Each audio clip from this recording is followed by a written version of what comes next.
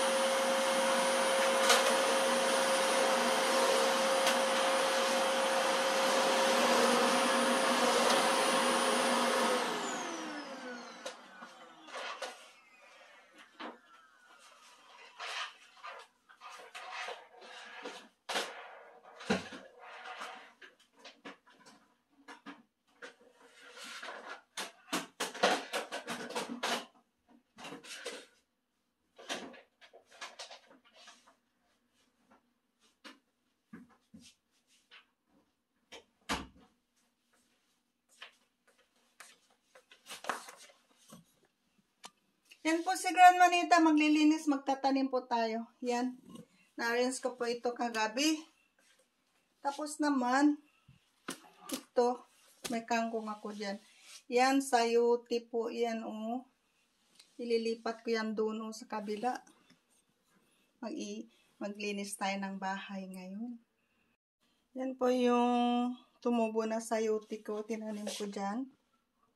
Mayroon pa po dyan, May kangkong, may sili.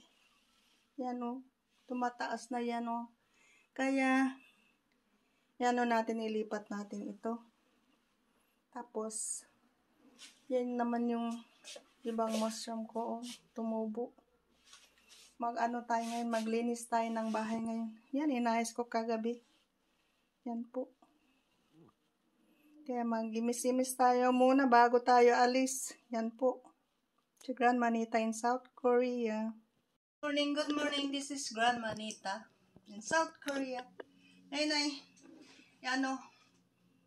balatan natin ito. Kasi, I'm so busy today. So, dapat i-preserve ko lang muna doon sa freezer. Dito ko po ilalagay So, yan po. Magbalat po tayo ng saging. Let us peel the banana. Yan po ang banana ko. So, yan po. Putol-putulin natin. Tapos, balatan. Yan po. Tapos, ilagay lang muna dyan. Kasi, tayo. Ilagay na lang natin sa cellophane. Kasi, I'm so busy today. I have to go to a meeting. Kaya yan lang po. I'm going to a meeting kaya balatan lang muna natin ang saging kasi baka masira, overripe na. Yan po. Yan. Ang saging. Saging na ang presyo ay gold dito sa Korea. Okay. Yan, putulin muna natin. Let us cut. Cut.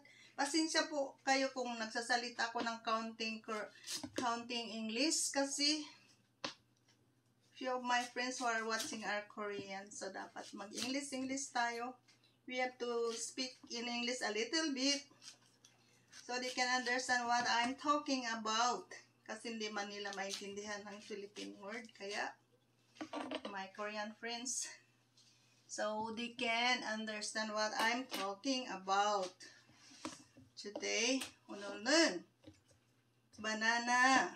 Salmanan banana. This is already ripe. So, we have to peel. Cocktail pick yun dyan, iko. Yan po ang aking saging. This is my banana. So, cocktail pick yun dyan, we have to put in a cellophane and put in the freezer. Then after, if I have time, I have to make some delicious snack. Yan po. Ilan ba yung banana ko? 1, 2, 3, 4, 5, 6, 7, 8, 9, 10, 11, 12, 13, 14, 15, 16, 17. The other one, I have already cooked this morning. So, yan po. Balat tayo ng saging. Lagay natin doon. Yan. Kasi nagmamadali si Grandma. I have to go and attend a meeting. Yan po. Itago lang muna natin sa freezer. We have to put in the freezer. Then after, if I have time, I will cook it. I'll make a banana turon. You know the banana turon? It's fried, deep fried banana wrapped with, I will wrap with momo wrap hanagoya. I have the wrapper in there. I bought it last time. Ito po. Yan po. Bilisan lang ng kaunti kasi maliit na ako sa meeting. May time pa naman. Anyway, walang yung meeting namin. There is no time limit. Pero bilisan natin para maaga tayo doon. Pumildik kaya jo. Yugi. Cocktail tapik yoyo.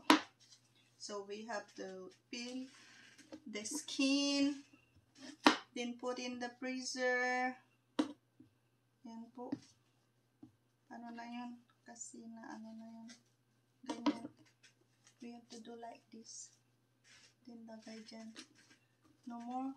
So I have one. No more. So I'm done. So now the next is we will put in the cellophane or pinero datamo na yo. Binyamyonan. Grandma Nita is very busy today. So I have to preserve it. I'll put in the ningdong cellophane. I have to put it here. So next time when I need to cook it, I will just get some. This banana is multi-purpose. We can also put in our, what is that, panchan? Like we put in our tinulang baboy. Tinulang baboy ba yun? Anong tawag yun? Like this po. So we will pack it and put in the freezer. Ayan. Then maybe when I have time, I will cook. I will show you how to make the turon, banana turon. Yan po, lagay natin lahat yan. Then we will put in the freezer para hindi ma-overripe. So it will not be overripe if I will not peel and put in the freezer. Next time it will be overripe and the taste is bad. Yan po. Kaya, pasensya na po kayo if nag-English si Grandma kasi I have some few friends for watching Korean friends, so we can. So that is the end of my wrapping my banana. Then I had already my lunch and ready to go. I will see you soon. I will prepare myself first, okay? Nadoni bayo. Chokomita bayo. Bye. Yan po ang aking sprouted beans. Tumutubo na po. Yung kung namol sa Korea, malalaking beans po ito. Yan, oh. May ano na siya. May sprout. Mayroon na isang tubo-tubo kaunti. Yan, oh. Yan, basahin po natin. Basahin daw sabi. Lagyan ng tubig. Every day, basa-basain po. Yan, ano natin. Yan siguro ang pinakatubig na ano. At pinaka-ano. So, ganyan. So, I think, hindi ko na lang alisan ng tubig sa ilalim siguro, no? Para mayroon siyang higup-higupin, no? Ganyan na lang po. Ayan. So, bukas naman tingnan natin po. Tingnan ba daw natin yan, oh. Tumubo na siya, oh. Oh, yan. So, after mga how many days, siguro mahaba na yan. So, ano natin.